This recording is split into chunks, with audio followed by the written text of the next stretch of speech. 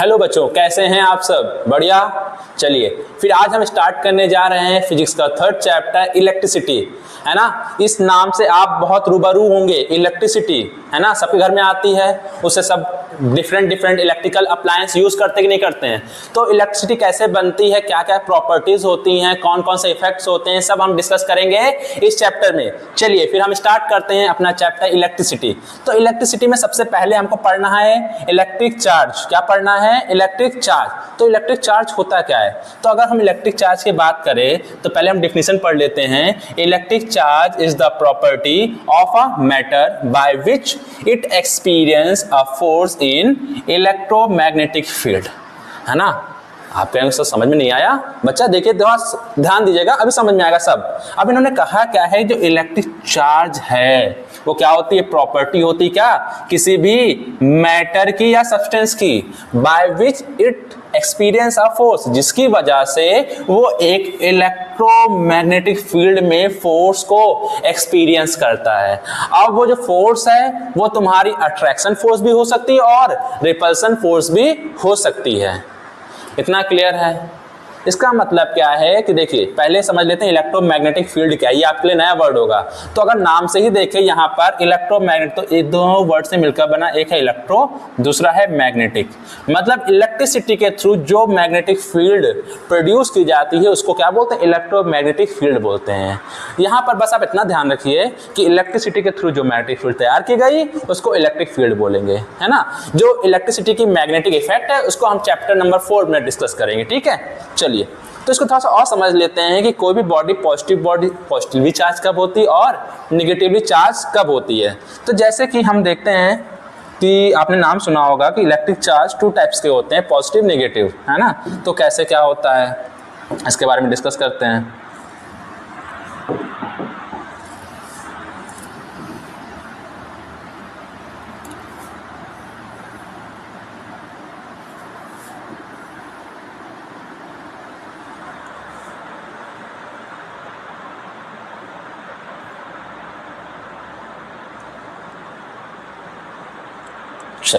तो हमने 3 सब्सटेंस ले लिए। एक का नाम दिया मैंने ए, दूसरे को नाम दिया बी एंड तीसरे को नाम दिया सी। अब मैं कहता हूं कि जो सब्सटेंस पहला वाला है इसके अंदर 4 पॉजिटिव चार्ज हैं और 4 क्या हैं? नेगेटिव चार्ज हैं, ठीक है। क्या है? 4 पॉजिटिव चार्ज और 4 नेगेटिव। तो इसका मतलब नंबर ऑफ इलेक्ट्रॉन और नंबर ऑफ प्रोटॉन्स क्या है? बराबर है कि नहीं है? बराबर है ना। तो मतलब ऐसी जो बॉडी होती है उसको हम क्या बोलते हैं? ऐसी जो बॉडी होगी उसको हम क्या बोलेंगे, है ना। उसको हम बोलेंगे क्या? Neutral body. क्या? न्यूट्रल बॉडी, ठीक। अब दूसरा आते हैं। दूसरे में अगर मैंने कहा कि कोई ऐसी बॉडी है, क्या है? कोई ऐसी बॉडी है जो क्या करी? एक इलेक्ट्रॉन गेन कर ली। जिसने क्या किया? एक एक्स्ट्रा इलेक्ट्रॉन को गेन कर लिया। तो अब इसके पास कितने इलेक्ट्रॉन्स हो गए? अब इसके पास कितने इलेक्ट्रॉन हो गए? 5 इलेक्ट्रॉन हो गए, है ना। अगर मैं तुमसे पूछूं कि इसमें कौन सा चार्ज डोमिनेट करेगा, तो सिंपल सी बात है जो ज्यादा अमाउंट में प्रेजेंट होगा। तो यहां बताइए, आप ही लोग बताइए कि पॉजिटिव चार्ज ज्यादा है कि नेगेटिव? कौन ज्यादा है? नेगेटिव। तो जो नेगेटिव चार्ज वो डोमिनेट करेगा और ये जो बॉडी हो कैसी हो जाएगी? नेगेटिवली चार्ज बॉडी हो जाएगी।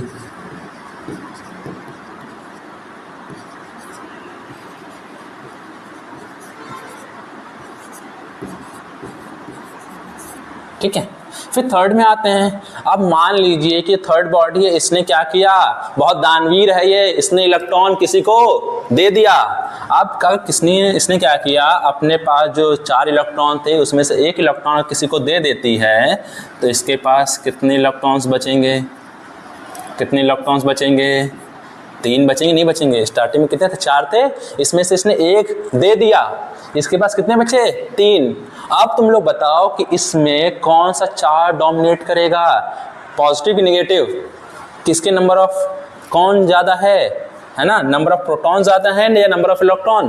तो आप जानते हैं, गिन लीजिए 1 2 3 4, नंबर ऑफ प्रोटॉन ज़्यादा, तो मतलब इस पर क्या होगा, पॉजिटिवली चार्ज्ड होगा, है ना। इसको क्या बोलेंगे, पॉजिटिवली चार्ज्ड बॉडी।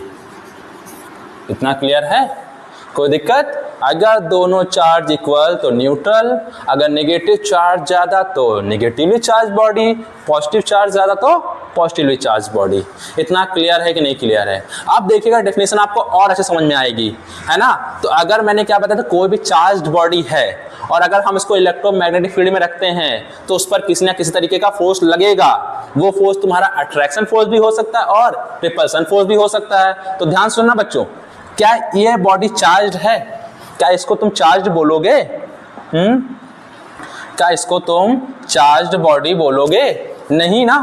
तो ये चार्ज बॉडी नहीं है, तो इस पर मतलब फोर्स लगेगा, कोई फोर्स एक्सपीरियंस करेगा तो नहीं करेगा, ठीक। अच्छा, ये बॉडी क्या है, निगेटिवली चार्ज है कि नहीं है, मतलब चार्ज है कि नहीं है, निगेटिव पॉजिटिव बात की बात है, चार्ज बॉडी है। अगर चार्ज बॉडी है तो इस पर क्या लगेगा, अट्रैक्शन फोर्स है, रिपल्सन फोर्स, कोई ना कोई फोर्स लगेगा। सेम इस तरह ये भी क्या है, चार्ज बॉडी है तो इस पर भी क्या लगेगा, एक तरीके का फोर्स को ये एक्सपीरियंस करेगा। कब? जब इसको हम इलेक्ट्रोमैग्नेटिक फील्ड में रखेंगे। इतना समझ में आया?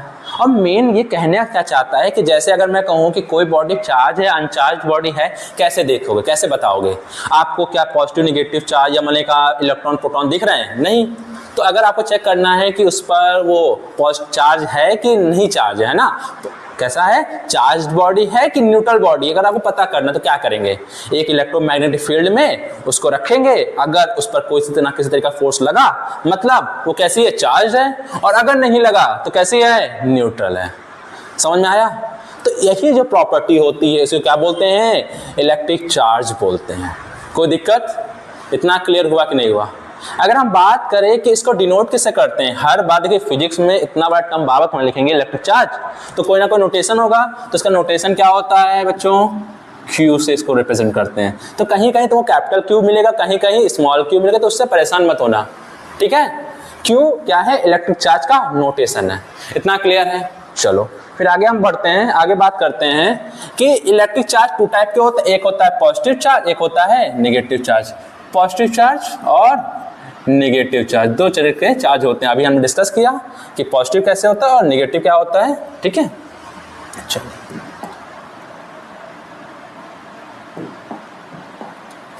चलिए फिर हम आगे बात करते हैं इसकी एसआई यूनिट क्या होती है। जैसे हम इसको मेजर किस यूनिट में करते हैं, तो इसकी एसआई यूनिट होती है कूलम, ठीक है। और जो इसकी एसआई यूनिट उसको किससे रिप्रेजेंट करते हैं, सी से रिप्रेजेंट करते हैं। किससे रिप्रेजेंट करते हैं, सी से रिप्रेजेंट करते हैं। कोई दिक्कत यहाँ तक? जैसे कि अगर मैं कहूँ कि एक इलेक्ट्रॉन है, क्या है, एक इलेक्ट्रॉन है, उस पर कितना चार्ज होता है, तो आप पढ़ते चले आ रहे हैं, कितना होता है, 1.6 इंटू 10 की पावर माइनस 19 कूलम चार्ज होता है। किस पर, एक इलेक्ट्रॉन पर, है ना। अब यहाँ पर एक चीज बताइए, अगर मैं तुमसे ये पूछूं, है ना, कि कोई भी बॉडी है और तुमको बताना है कि उस पर कितना चार्ज होगा, कितना चार्ज होगा, तो कैसे बताओगे? बताओ कैसे बताओगे? बहुत इजी है। अभी मैंने क्या बताया कि जितने भी तुमने 3 डायग्राम पढ़े, ध्यान देना, है ना, जो तुमने ये मैंने पीछे बताया इस वाले, हाँ, कि यहाँ पर कि अगर यहाँ पर देखो कोई भी चार्ज, कोई बॉडी पॉजिटिवली चार्ज और नेगेटिव वाली कब होती है, किस पर डिपेंड करती है, इलेक्ट्रॉन्स पर। इलेक्ट्रॉन्स ज़्यादा हैं तो नेगेटिव, कम है तो पॉजिटिव। तो इसका मतलब क्या है ना, इसका मतलब क्या है कि जो तुम्हारा किसी बॉडी पर चार्ज है वो मोस्टली डिपेंड करता है नंबर ऑफ इलेक्ट्रॉन्स पर। अब जैसे कि हम बात करें,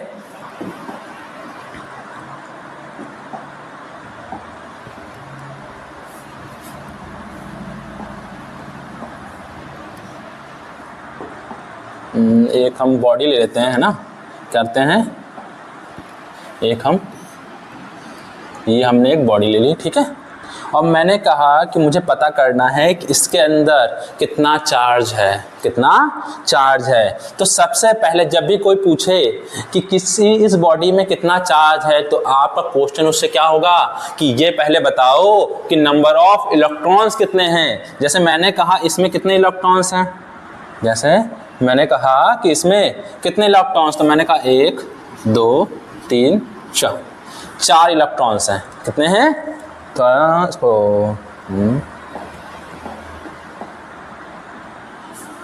मैंने कहा 4 इलेक्ट्रॉन्स हैं, ठीक है। अब बताओ इस पर कितना चार्ज होगा। कितने इलेक्ट्रॉन्स हैं? 4 इलेक्ट्रॉन्स हैं। बताओ इस पर कितना चार्ज होगा। तो अगर हम देखें तो हमको ये पता है कि एक इलेक्ट्रॉन में कितना चार्ज होता है 1.6 इंटू 10 की पावर -19 कूलम। तो कितने इलेक्ट्रॉन्स है? 4। तो क्या करना है, अगर तुमको चार्ज पता करना है इसमें तो क्या करोगे, 4 इंटू 1.6 इंटू 10 की पावर -19 कूलम होगा कि नहीं होगा। अब इसको मल्टीप्लाई कर लो सिंपल सा, 6 4 जा 24, 4 2 कैरी 4 जा 4 6 64, 6 4 जा 64 इंटू 10 की पावर -19 कूलम। सिंपल सा आ गया। क्या इस बॉडी में कितना चार्ज होगा? 6.4 इंटू 10 की पावर -19 कूलम चार्ज प्रेजेंट होगा। इतना क्लियर है। तो अगर कोई तुमसे कहीं पूछे कि इस बॉडी में कितना चार्ज है तो तुम क्या बताओगे? कितना कि हमको पहले ये तो बताओ कि नंबर ऑफ इलेक्ट्रॉन्स कितने हैं। बस नंबर ऑफ इलेक्ट्रॉन्स को एक इलेक्ट्रॉन के चार्ज से मल्टीप्लाई कर दो और क्या निकल आएगा? चार्ज निकल आएगा पूरी बॉडी का। ठीक है, इतना क्लियर है? कोई दिक्कत? चलिए, जैसे कि एक और क्वेश्चन देते हैं, आप बताइएगा इसका कितना होगा, है ना।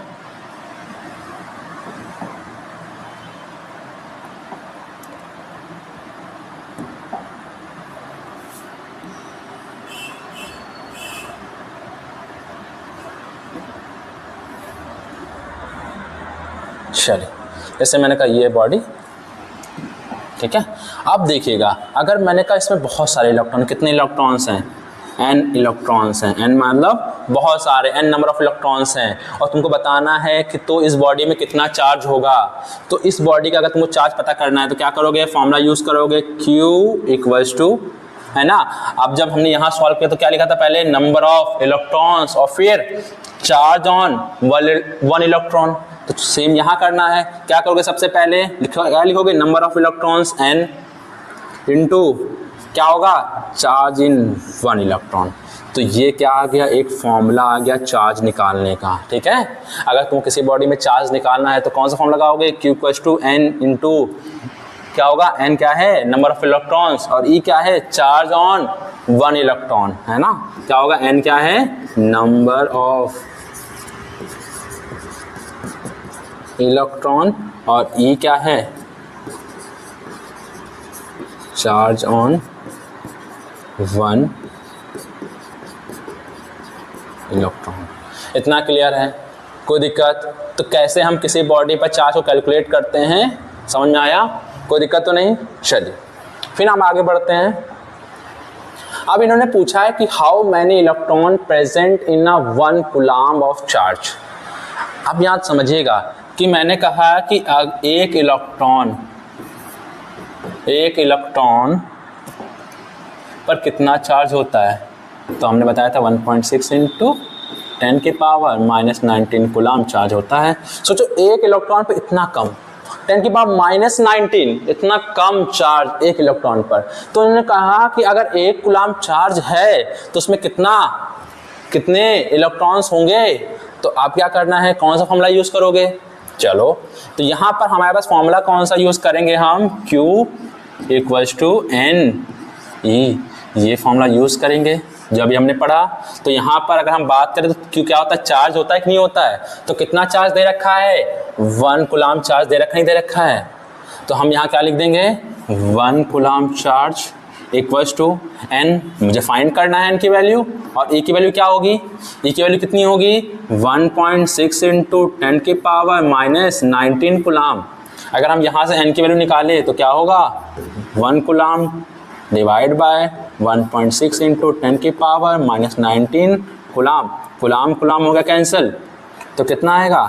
n की वैल्यू आएगी, जब यहाँ से कट करेंगे तो ऊपर जाएगा हमारा 10, नीचे आएगा 16, और ये वैल्यू जो ऊपर जाती है तो क्या होती है? 10 की पावर पॉजिटिव का 19 हो जाएगा। ठीक है, उसके बाद हम क्या कर सकते हैं कि यहाँ पर हमने 100 भी कर दिया 16, और यहाँ पर क्या बचा? 18 बचा। मतलब यहाँ से एक 10 को हमने इधर मल्टीप्लाई कर दिया, 100 हो गया। अब डिवाइड करना ईजी हो गया। अब इसको हम डिवाइड करते कितना आएगा? 6.25 आएगा। है ना। इसका मतलब नंबर ऑफ इलेक्ट्रॉन्स की वैल्यू कितनी आ गई, एन की वैल्यू कितनी आ गई। अगर हम एन की वैल्यू देखें तो कितनी आ गई 6.25 इंटू 10 की पावर 18। इतने नंबर ऑफ इलेक्ट्रॉन्स होंगे क्या एक कूलम्ब चार्ज में। इतना क्लियर है, ये समझ में आया कि नहीं आया। तो सिंपल सा आपको ये फॉर्मूला यूज़ करना है किसके लिए, अगर आपको चार्ज निकालना है किस पर, एक मतलब किसी बॉडी का अगर चार्ज निकालना तो इस फॉर्मूले का यूज़ करेंगे, ठीक है। और इसी फॉर्मूले का यूज़ करके हमने फाइंड भी कर लिया कि एक कूलम्ब चार्ज में कितने इलेक्ट्रॉन्स होते हैं। तो कितने इलेक्ट्रॉन्स होते हैं 6.25 इंटू 10 की पावर 18। ये वैल्यू चाहे तो याद कर लीजिएगा, एग्जाम में कई बार MCQs में आता है। अब MCQs के लिए आप इतनी बड़ी कैलकुलेशन करेंगे तो टाइम वेस्ट होगा कि नहीं होगा। तो इन शॉर्ट थोड़ा सा ये वैल्यू आप याद कर लीजिए, ठीक है। इतना क्लियर है, कोई दिक्कत। चलिए फिर हम आगे बढ़ते हैं। अब आता है इलेक्ट्रिक करंट क्या होता है ना। अभी तो हमने शास्त्र पढ़ लिया, अब इलेक्ट्रिक करंट क्या होता है, हम किस चीज़ को इलेक्ट्रिक करंट बोलते हैं। तो अगर हम डिफिनीशन की बात करें तो डिफिनीशन क्या है, the rate of flow of charge through wire or conductor is called electric charge. इन्होंने कहा चार्ज, है ना, अभी हमने पढ़ा चार्ज के फ्लो होने का जो रेट है, जो स्पीड है, उसी को क्या बोलते हैं, इलेक्ट्रिक करंट बोलते हैं। मतलब कि चार्ज जब चार्ज फ्लो होंगे तो उसी को क्या बोलेंगे, इलेक्ट्रिक करंट बोलेंगे, ठीक है। क्या बोलेंगे, इलेक्ट्रिक करंट बोलेंगे। जैसे कि हमको यह पता है कि जो भी तुम्हारे मेटल्स होते हैं उसमें क्या होते हैं, फ्री इलेक्ट्रॉन्स होते हैं। क्या होते हैं, फ्री इलेक्ट्रॉन्स होते हैं। तो फ्री इलेक्ट्रॉन्स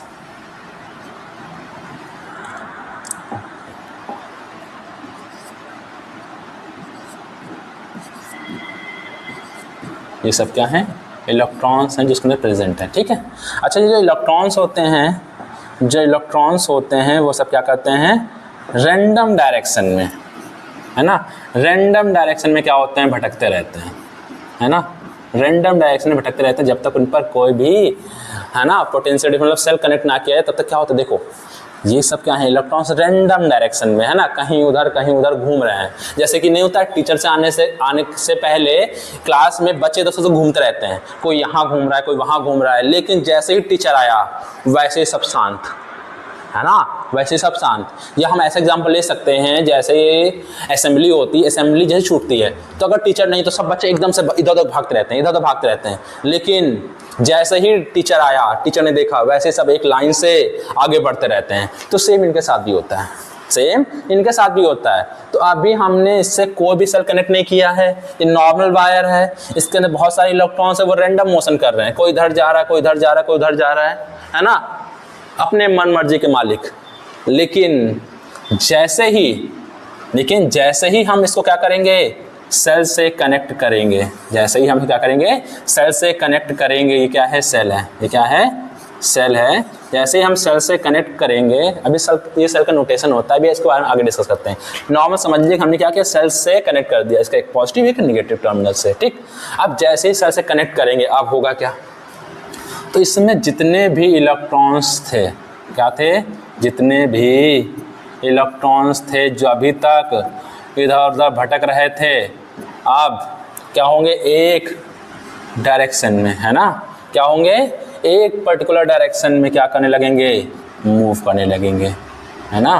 क्या होगा, एक पर्टिकुलर डायरेक्शन में सब क्या, निगेटिव से पॉजिटिव की तरफ, कहाँ से, निगेटिव से पॉजिटिव की तरफ मूव करेंगे, ठीक है। क्यों, क्योंकि हमने सेल से कनेक्ट कर दिया, और जब सेल से कनेक्ट किया तो ये क्या करेंगे, इनको एक रास्ता मिल गया, है ना।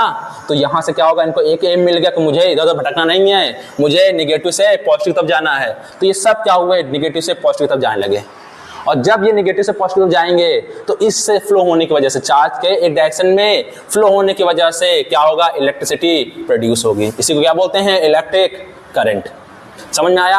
अगर डेफिनेशन फिर से पढ़े तो क्या है, the rate of flow of charge through wire or conductor is called electric current, है ना। और जब भी ध्यान रखना, जब भी रेट आता है, हम पहले ही बता चुके क्लास में कि जब भी रेट आता है तो वहां पर क्या होता है, टाइम के रिस्पेक्ट में बात कर रहे होते हैं, कि किसी चीज का जो काम कर रहे हो किस रिस्पेक्ट में, टाइम के रिस्पेक्ट में। तो जैसे कि अगर हम इसका फॉर्मूला देखें, है ना, फॉर्मूला देखें क्या होता है इसका, तो होता है current equals to charge upon time. क्या होता है? Charge upon time. अभी मैंने बताया था ना कि रेट, जब भी रेट देखे डिफिनीशन में, है ना, डिफिनीशन में जब भी रेट देखे, इसका मतलब क्या है कि डिनोमिनेटर में टाइम रहेगा ही रहेगा, मतलब उसकी हम बात टाइम के रिस्पेक्ट में कर रहे होते हैं। ठीक, तो यहाँ पर देखिए फॉर्मूला क्या बन गया। करंट को हम रिप्रेजेंट करते हैं I से, चार्ज को रिप्रेजेंट करते हैं Q से, और टाइम का तो पता ही है T से करते हैं। ठीक है, तो फॉर्मूला क्या बन गया, Q इक्वल्स टू, अगर हम देखें तो I इक्वल्स टू क्या होगा, Q अपॉन T। ये हमारा अगला फॉर्मूला है। दूसरा फॉर्मूला है, ये पहला फॉर्मूला पढ़ चुके हैं क्या, Q इक्वल्स टू NE। दूसरा फॉर्मूला क्या है, I equals to Q upon T। अब हमने जो पहला फॉर्मूला पढ़ा था उसकी मदद से एक और फॉर्मूला बना सकते हैं। कैसे? जैसे कि हमको पता है Q की वैल्यू क्या होती है, NE होती है कि नहीं होती है। तो अगर हम Q की जगह NE रख दे, क्या रख दे, Q की जगह NE, तो हमारा ये फॉर्मूला बनेगा कि नहीं बनेगा बच्चों? क्या बनेगा, I equals to NE upon T। क्या होगा, I equals to NE upon T।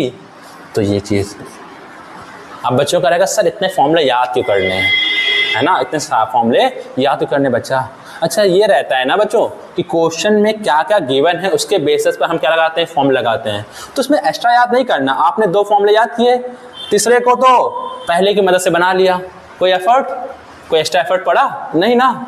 चलिए अब हम बात करते हैं कि जो करंट है इसकी एसआई यूनिट क्या होती है। तो अगर हम एसआई यूनिट की बात करें तो क्या होती है, एम्पियर होती है। क्या होती है, एम्पियर।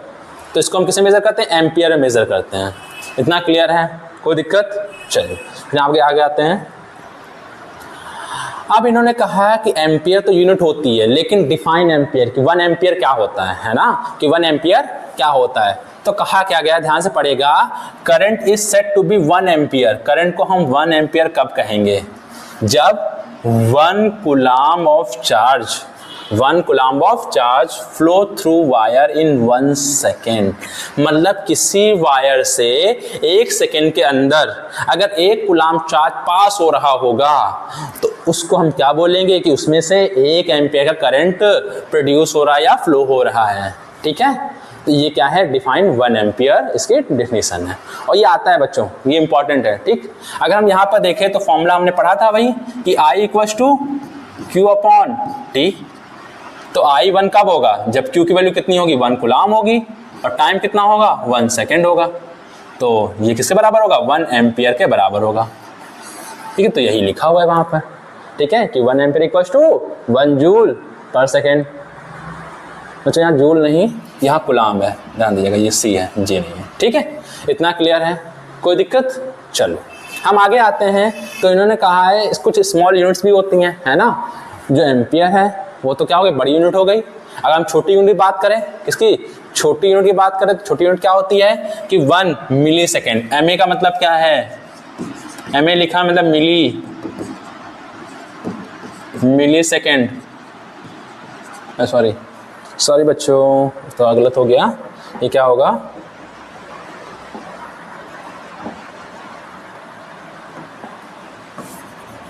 है ना। MA का मतलब क्या होता है, मिली एम्पियर। मिली सेकेंड याद आ रहा था, मिली एम्पियर। और वहीं पर जो म्यू बना है, ये वर्ड आप लोग पहली बार देख रहे होंगे, है ना। थोड़ा सा साफ बना देते हैं, ये वर्ड आप लोग पहली बार देख रहे होंगे, म्यू, है ना। इसको बोलते हैं माइक्रो। इसको क्या बोलते हैं, माइक्रो। ये है माइक्रो एम्पियर, माइक्रो एम्पियर। तो जो एम्पियर से छोटी यूनिट भी हैं, क्या बोलते हैं, मिली एम्पियर। मिली एम्पियर मतलब क्या, 10 की पावर -3 एम्पियर। और 1 माइक्रो एम्पियर में 10 की पावर -6 एम्पियर्स होते हैं। ठीक है, और जो करंट है वो कैसी क्वांटिटी है, स्केलर क्वांटिटी है। मतलब इसमें डायरेक्शन नहीं होती। क्या, डायरेक्शन नहीं होती है। अब कई बच्चों का क्वेश्चन है, सर अभी जो हमने पीछे पढ़ा था तो क्या हो रहा था, करंट एक पर्टिकुलर डायरेक्शन में तो फ्लो कर रहे थे ना, और आप कह रहे हो कि डायरेक्शन नहीं होती है। तो बच्चा, जो तुम्हारा कोई भी क्वांटिटी होती है, स्केलर और वेक्टर होने के लिए उसको कुछ ना कुछ क्या करने पड़ते हैं, प्रॉपर्टीज़ को होल्ड करने पड़ते हैं। तो अगर हम यहाँ बात करें, जो तुम्हारी करंट होता है वो स्केलर की होती है। तो अगर हम बात करें कि मान लो यहाँ मैंने ऐसे बनाया कि एक करंट आ रहा है इधर से, मैंने कहा I1, ठीक, और एक करंट आ रहा है इधर से I2। दोनों इस पॉइंट पर मिले और मिलने के बाद इधर साइड फ्लो कर गए। ठीक, कर गए। अब अगर मैं कहूँ कि जो I1 है वो 5 एम्पियर है, ध्यान समझिएगा, और I2 क्या है 5 एम्पियर है, तो अगर ये वेक्टर होता, अगर ये वेक्टर क्वांटिटी होती तो दोनों डायरेक्शन क्या है अपोजिट है, अपोजिट है कि नहीं है, मतलब एक क्या होगा नेगेटिव होता कि नहीं होता, एक वैल्यू क्या होती नेगेटिव होती। तो जब ये दोनों यहाँ पर मीट करते और वेक्टर्स को पता है वेक्टर क्या होता है साइन के साथ ऐड होता है, तो अगर यहाँ पर आते ये दोनों करंट मिल जाते कि नहीं मिल जाते, है ना। यहाँ पर ये दोनों करंट क्या होते मिलते, और यहाँ ये दोनों करंट मिलने के साथ ही अगर हम क्या करें दोनों को ऐड करें, हमने कहा यहाँ पर दोनों करंट मिल गए तो 5 एम्पियर माइनस क्या होगा, है ना, यहाँ पर क्या होगा ये 5 एम्पियर, और इसको क्या करेंगे ऐड करेंगे, ये किया तो कितना आ जाता 0 एम्पियर आता। क्या एक्चुअल में 0 हो जाता है, क्या एक्चुअल में 0 होता है, नहीं ना, क्योंकि यहाँ से जो करंट 5 एम्पियर आएगा यहाँ से जो आएगा दोनों मिलकर कितने बन जाएंगे 10 एम्पियर बन जाएंगे, है ना, बनेंगे नहीं बनेंगे। लेकिन अगर हम वेक्टर मान के चल रहे हैं कि ये वेक्टर क्वांटिटी है ना, इसमें साइन नेगेटिव साइन होता है, तो हमारी वैल्यू क्या आ रही है 0 आ रही, क्या ये पॉसिबल है, नहीं ना। मतलब ये वेक्टर प्रॉपर्टीज, जो वेक्टर की प्रॉपर्टीज होती हैं इनको होल्ड नहीं कर पा रहा है ना। एक प्रॉपर्टी का नाम होता है एडिटिव प्रॉपर्टी, उसको ये होल्ड नहीं करता है, इसी वजह से इसको हम वेक्टर में इंक्लूड नहीं करते हैं, है ना, स्केलर बोलते हैं। इतना समझ में आया, क्योंकि स्केलर होगा आपने पढ़ रखा है कि स्केलर होता है वो डायरेक्शन पर डिपेंड नहीं करते, वो हमेशा पॉजिटिव रहते हैं, है ना। तो डायरेक्शन पर डिपेंड नहीं कर रहा मतलब हमेशा क्या रहेगा पॉजिटिव रहेगा, हमेशा क्या रहेगा पॉजिटिव रहेगा। तो पॉजिटिव रहेगा तो कितना हो जाएगा 5 एम्पियर। अब दोनों यहाँ मिलेंगे तो दोनों ऐड हो क्या बन जाएंगे, अगर हम बोले दोनों स्केलर हैं तो कितना हो जाएगा 10 एम्पियर। तो एक्चुअल में तो यही तो होता है, एक्चुअल में होता है कि नहीं होता है यही, इसका मतलब जो करंट है वो स्केलर क्वांटिटी है। इतना समझ में आया कि नहीं आया, कोई दिक्कत। ये तुम्हारे एग्जाम में नहीं पूछा जाएगा, है ना, ये एग्जाम में नहीं पूछते हैं कि तुम्हारा स्केलर है कि वेक्टर, मतलब खाली ये पूछ लेंगे कि स्केलर है कि वेक्टर, उनको रीजन से मतलब नहीं, लेकिन कुछ नॉलेज होनी चाहिए ना। अगर कोई तुमसे पूछ ले कि हम इसकी डायरेक्शन तो होती है ना, पॉजिटिव से नेगेटिव जा रहा है, तो आप वेक्टर क्यों स्केलर क्यों बोल रहे हैं, तो हमको पता होना चाहिए इसके पीछे रीजन क्या है। रीजन क्लियर हुआ कि नहीं हुआ, कोई दिक्कत। चल फिर आगे हम आते हैं, तो इन्होंने कहा direction of current is opposite to the direction of the flow of electron. अभी समझिएगा कि हमने अभी जब डायग्राम बनाया था ये था एक सेल था, इधर ये क्या है पॉजिटिव चार्ज और इधर क्या है निगेटिव चार्ज है, ये पॉजिटिव और ये निगेटिव। तो जो इलेक्ट्रॉन्स होते हैं वो कहाँ से निगेटिव से, है ना, जो इलेक्ट्रॉन्स होते हैं वो निगेटिव से पॉजिटिव की तरफ मूव करते हैं, कहाँ निगेटिव से पॉजिटिव की तरफ मूव करते हैं, ठीक है। तो जो इलेक्ट्रॉन्स की डायरेक्शन है वो क्या है नेगेटिव टू पॉजिटिव, लेकिन जो करंट फ्लो होता है वो इसके अपोजिट डायरेक्शन में होता है ना। दोनों में कट्टर दुश्मनी, अगर तुम इधर से जा रहे हो तो हम इधर से जाएंगे, अपोजिट जाएंगे, जिस तुम जा रहे हो उधर से हम नहीं जाएंगे। तो होता है क्या है, जा रहा है इलेक्ट्रॉन नेगेटिव से पॉजिटिव, तो करंट कहाँ से जाएगा पॉजिटिव से नेगेटिव जाता है, ठीक है। तो इतना क्लियर है, तो ये है। तो वही इन्होंने कहा था कि जो तुम्हारा करंट होता है वो अपोजिट डायरेक्शन होता है, किसके डायरेक्शन ऑफ इलेक्ट्रॉन्स के। इतना क्लियर है, कोई दिक्कत। चलिए तो ये ध्यान रखिएगा, कोई अगर पूछता है आपसे कन्वेंशनल करंट की डायरेक्शन क्या होती है तो क्या बोलेंगे आप पॉजिटिव टू निगेटिव। वहीं पर कोई अगर पूछता है कि इलेक्ट्रॉन के फ्लो होने की डायरेक्शन क्या है तो क्या बोलेंगे निगेटिव टू पॉजिटिव। सर आपने तो कंफ्यूज कर दिया, सर कैसे याद रहेगा। तो बच्चों हम ट्रिक दे रहे हैं ना, देखो यहाँ पर ये निगेटिव इलेक्ट्रॉन नेगेटिव नेगेटिव क्या करता है एक दूसरे को, नेगेटिव क्या करता है एक दूसरे को रिपल, क्या करता है रिपल करता है। तो ये नेगेटिव इसको क्या करेगा रिपल करेगा। अगर हम पीछे देखें, है ना, पीछे क्या देखें अगर हम यहाँ पर, है ना, ये रह गया तो थोड़ा सा, जैसे इन्होंने ये तूने पढ़ा भी है बच्चा, है ना, पता भी होगा कि नेगेटिव क्या करते हैं उसको रिपल करते हैं, या पॉजिटिव क्या करेंगे रिपल करेंगे। अगर सिमिलर चार्ज है लाइक चार्ज है तो क्या करेंगे रिपल करेंगे, और अगर अपोजिट चार्ज तो अट्रैक्ट करेंगे, है ना। और यही यहाँ पर हो रहा है, अगर हम यहाँ पर देखें तो यही तो हो रहा है। ये नेगेटिव इलेक्ट्रॉन नेगेटिव दोनों एक दूसरे क्या करेंगे रिपल करेंगे, नहीं करेंगे, और रिपल करेंगे। अगर रिपल करेंगे तो क्या होगा, ये यहाँ से फ्लो होके इधर जाएगा, धक्का देगा ना कि तुम उधर जाओ, लेकिन इधर क्या है पॉजिटिव चार्ज क्या कहेगा कि तुम इधर आओ। तो इधर से ढकेल रहा है, इधर से ढकेल रहा है, और इधर से वो बुला रहा है ना। तो क्या होगा नेगेटिव टू पॉजिटिव, क्या रहेगा नेगेटिव टू पॉजिटिव। तो इलेक्ट्रॉन की डायरेक्शन तुमको पता चल गई। अगर इलेक्ट्रॉन की डायरेक्शन पता है तो करंट की डायरेक्शन तो पता कर ही लोगे, उसका अपोजिट। समझ में आया? तो अब तो कंफ्यूजन नहीं है। चल फिर हम आगे बढ़ते हैं।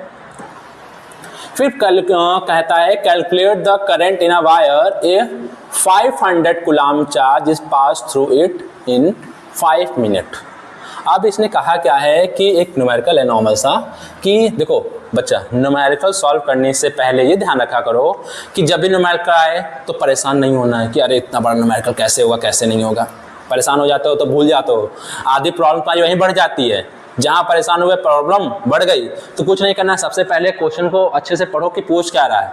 तो क्या कह रहा है, calculate the current in a wire if 500 coulomb charge is passes through in 5 minute.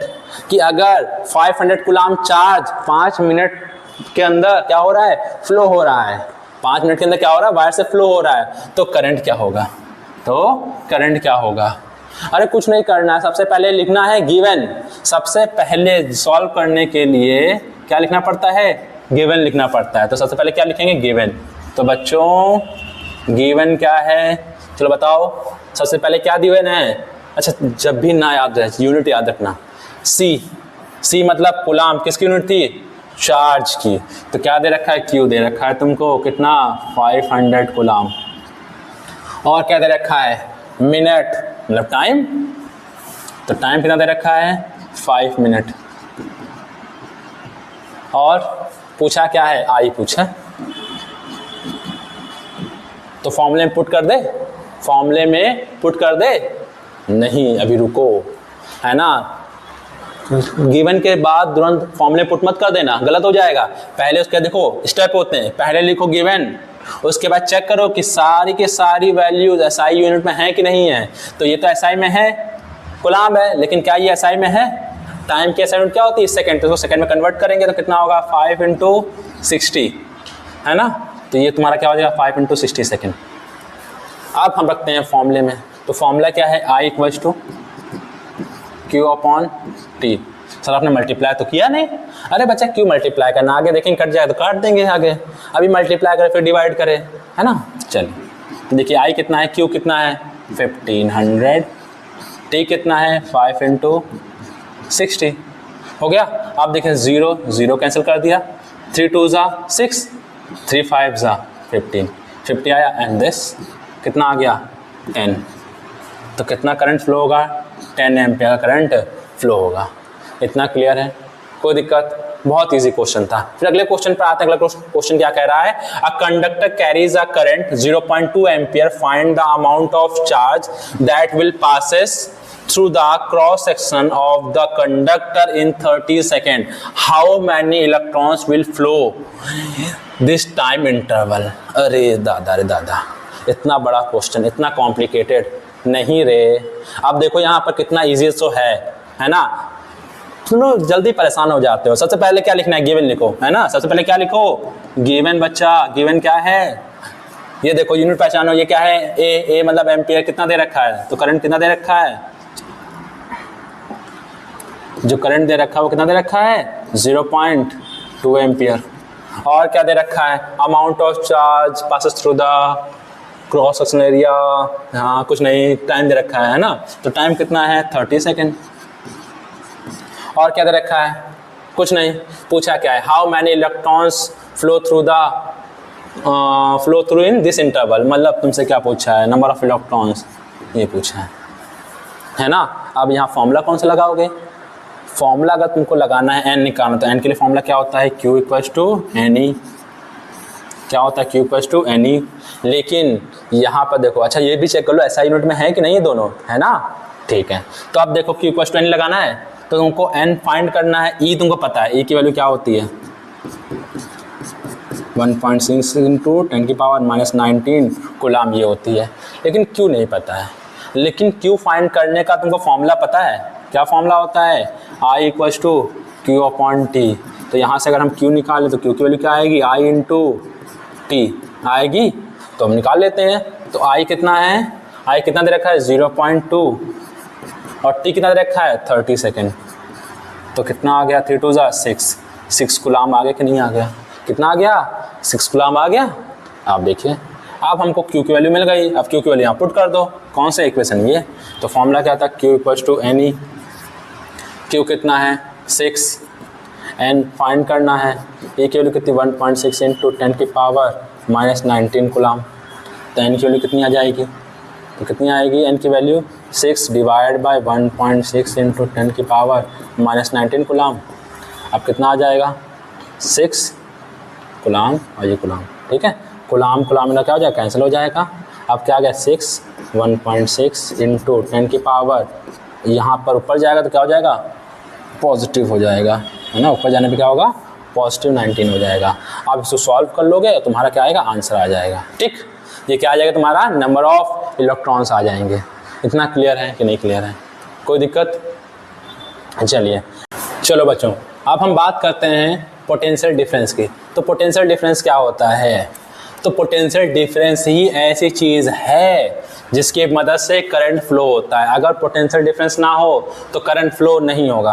अच्छा, तो आपको सिंपल सा पता है कि डिफरेंस ही क्या करता है, आपको चीज़ों को फ्लो होने में हेल्प करता है। जैसे कि आपने सुना होगा कि जो हवाएं होती हैं वो हाई प्रेशर से लो प्रेशर की तरफ जाती नहीं आती हैं।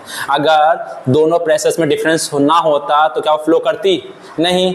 इसी तरीके से कभी आप खाना वाना बना रहे हो तो है ना, तो अगर कलछुल है ना, कलछुल जिससे क्या करते हैं सब्जी को हिलाते हैं, मिक्स करते हैं, अगर वो गर्म होता है तो देखते हैं उस पार्ट से वो हीट धीरे धीरे आपके हाथ में बढ़ती नहीं बढ़ती है ना। तो मतलब क्या हो रहा है कि हाई टेम्परेचर से लो टेम्परेचर की तरफ बढ़ रही कि नहीं बढ़ रही है, होता है।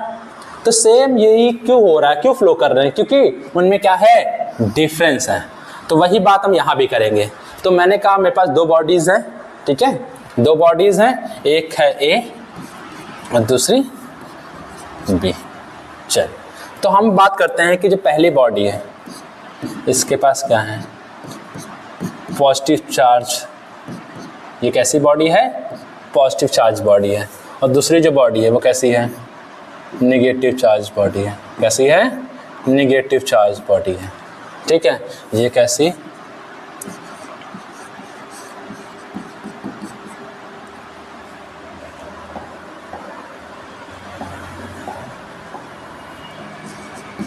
नेगेटिव चार्ज, ठीक है। और ये कैसी है, ये कैसी है पॉजिटिव चार्ज, ठीक है। तो अब यहाँ पर देखिए कि ये कैसी है नेगेटिव चार्ज बॉडी, क्यों, क्योंकि उसके पास क्या है एक्सेस इलेक्ट्रॉन है। क्या है, एक्सेस इलेक्ट्रॉन्स हैं। और ये पॉजिटिव चार्ज बॉडी क्यों है, क्योंकि इसके पास क्या है इलेक्ट्रॉन्स की डिफिशियंसी है। क्या है, कमी है, डिफिशियंसी है,